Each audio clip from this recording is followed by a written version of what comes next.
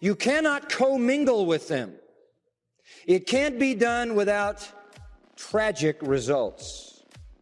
Verse 5. But thus you shall do to them.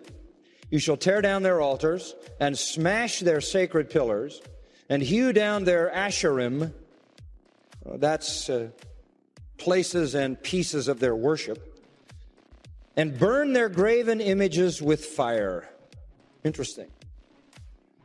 Remove their temples, smash them to the ground, cut down their altars, destroy anything and everything that has been any part of the abominable religion they practiced.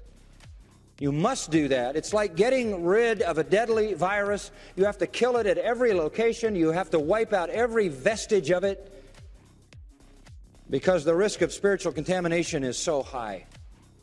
This passage, by the way, became a mandate for the Scottish Reformers.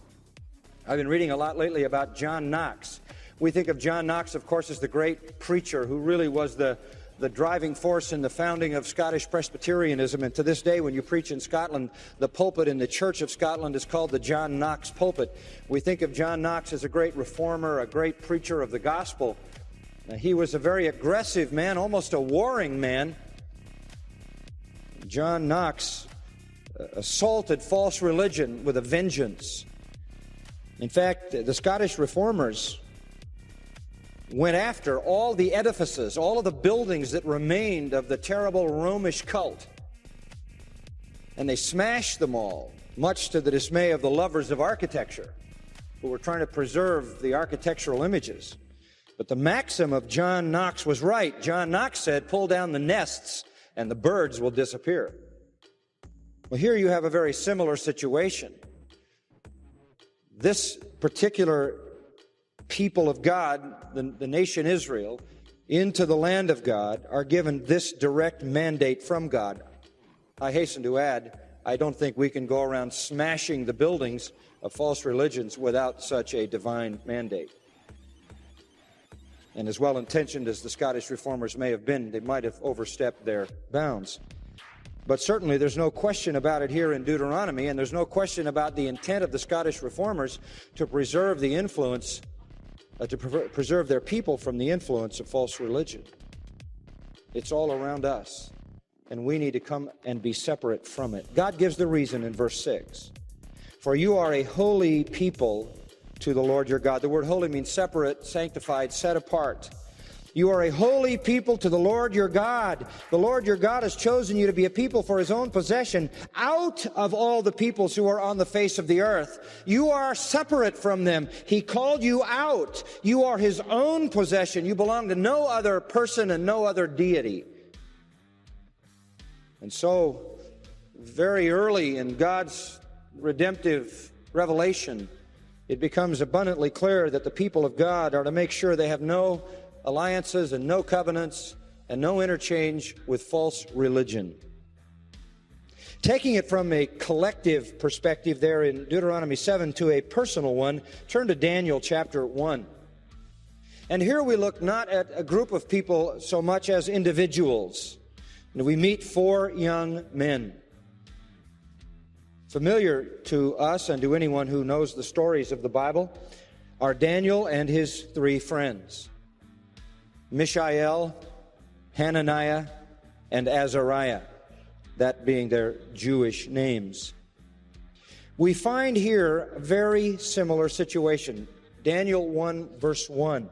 In the 3rd year of the reign of Jehoiakim, king of Judah, Nebuchadnezzar, king of Babylon, came to Jerusalem and besieged it. And the Lord gave Jehoiakim, king of Judah, into his hand. So here comes Nebuchadnezzar, king of Babylon, to Jerusalem, besieges it, wins the victory.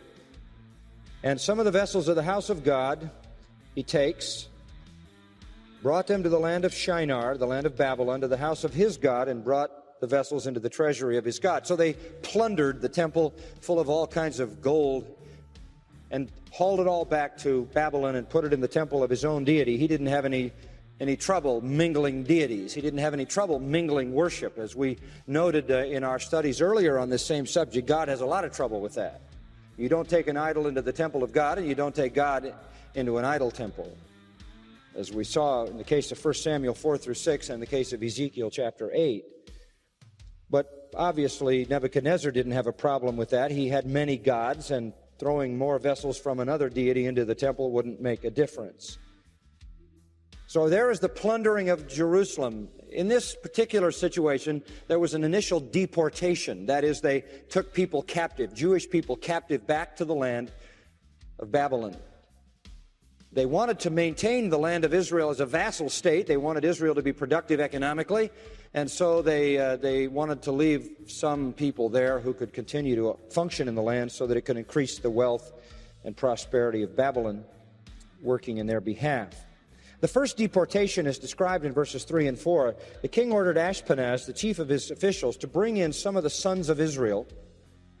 That's the first deportation, 606 or so, including BC, including some of the royal family and of the nobles, youths in whom was no defect, who were good-looking, showing intelligence in every branch of wisdom, endowed with understanding, discerning knowledge, who had the ability for serving in the king's court. And he ordered him, that is Ashpenaz, to teach them the literature and language of the Chaldeans. Now here was basically the plan of Nebuchadnezzar.